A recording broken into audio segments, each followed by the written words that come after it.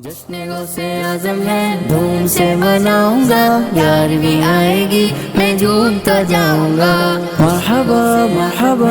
اور خصوصی طور پہ آپ یہ دیکھ رہے ہوں گے اس وقت ہمارے یہاں اس وقت جو ہے وہ الحمدللہ ایک بڑی 11ویں کا ایک ماحول بنا ہوا ہے، اور ایک بینرز ہمارے یہاں لگے ہوئے ہیں، اور ہم نے آج یہاں تھوڑا سا بینر کا حساب کتاب رکھا ہے تاکہ اس کی تیاریوں میں آپ لوگ بھی ہمارے ساتھ شامل ہو جائیں۔ اور ہم نے تو اس کی تیاریاں شروع کر دی ہیں، اب آپ نے بھی اس کی تیاریاں شروع کرنی ہیں۔ تو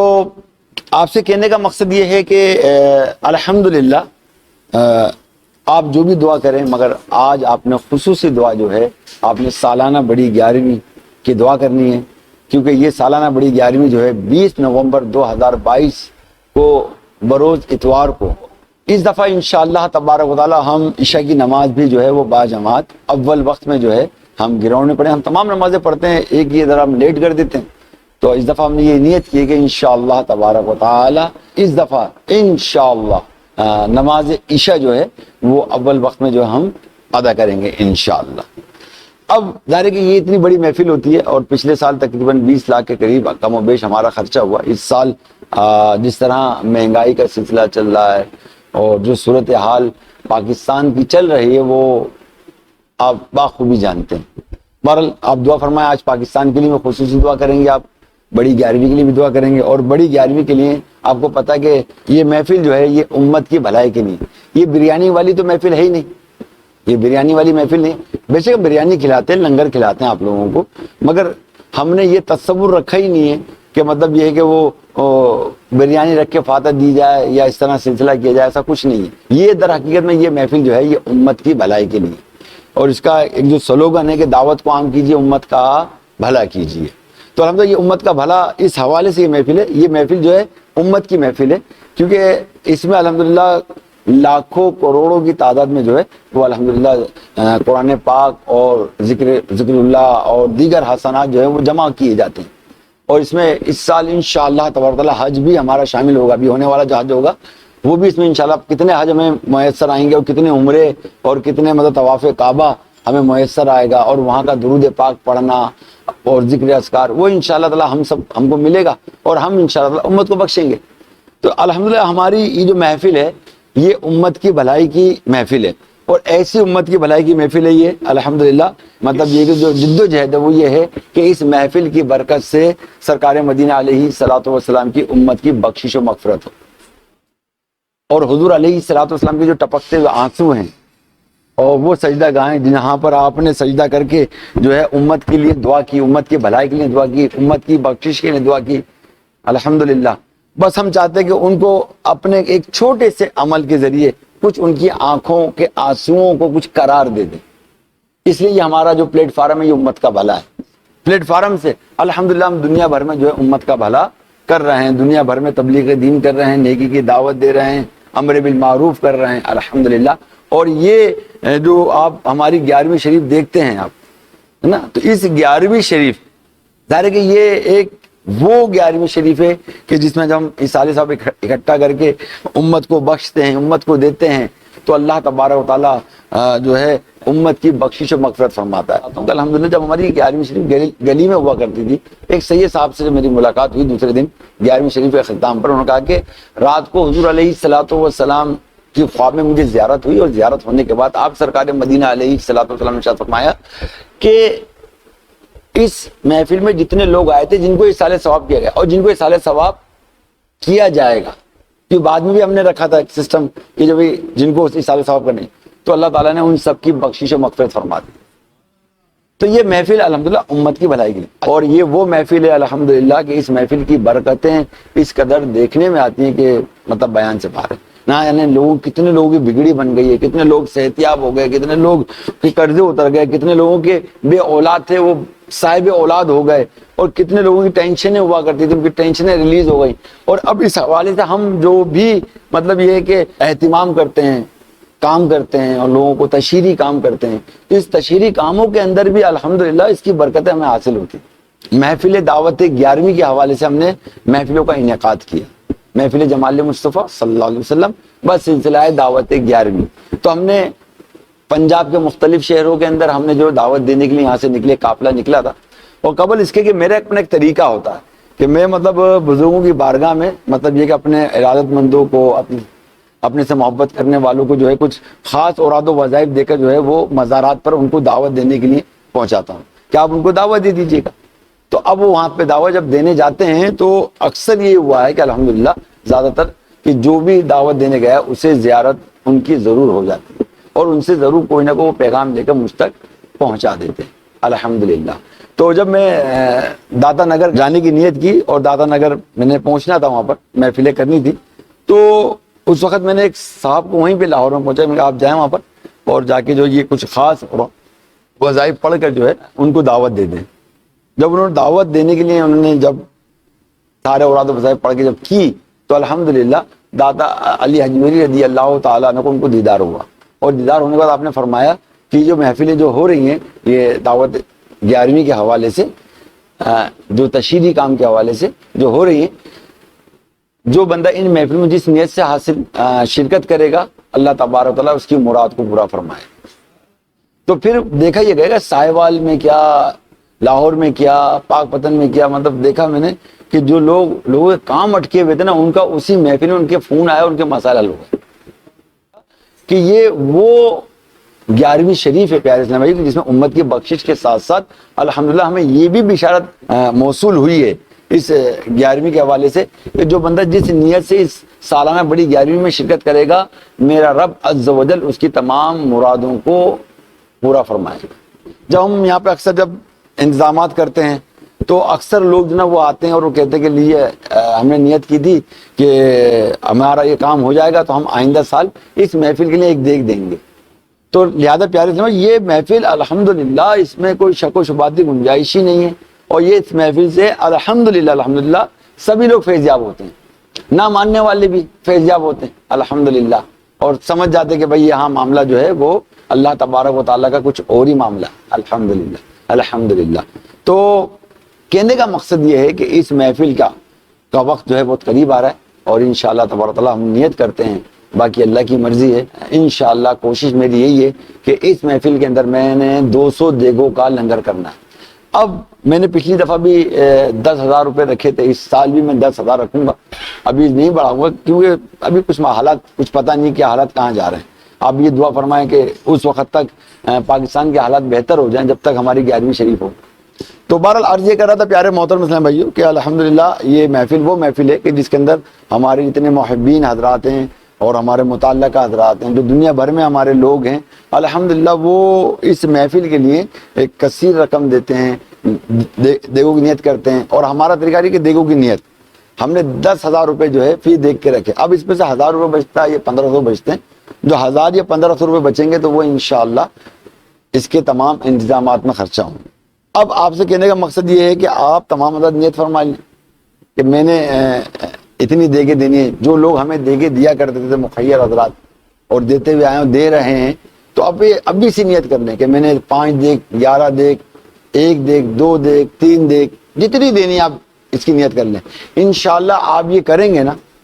तो आप इसकी रहमत और बरकतों से मायूस नहीं होंगे। मेरा रब अज़्ज़ व जल इसका आपको फौरन जो है वो रिजल्ट जो है वो अता फरमा देता है। अभी हाल ही में भी एक वाक़या भी हुआ है कि इस्लाम भाई मुझे अभी मेरे को बताया यहाँ पर कि ये वाक़या आप समात फरमाएं कि एक साहब जो मुसलसल हमें 2 देगे करते हैं, देते हैं, हर साल देते हैं। अब उन्होंने नियत की कि अगर अल्लाह ताला ने मेरी जॉब कर दी और मेरी अच्छी जॉब हो गई और अच्छी तनख्वाह हो गई है ना, ये सारी नियतें कर ली, तो मैं 2 देग से 1 देग का इजाफा कर दूंगा। भाई इन्होंने नियत करी और आज ही उनकी नौकरी जो है एक अच्छी जगह लग गई, अच्छी तनख्वाह के साथ लग गई और उनकी जो नियत थी अल्लाह तबारक व तआला ने वो पूरी फरमाई। इसी तरह एक और हमारे करम फरमा थे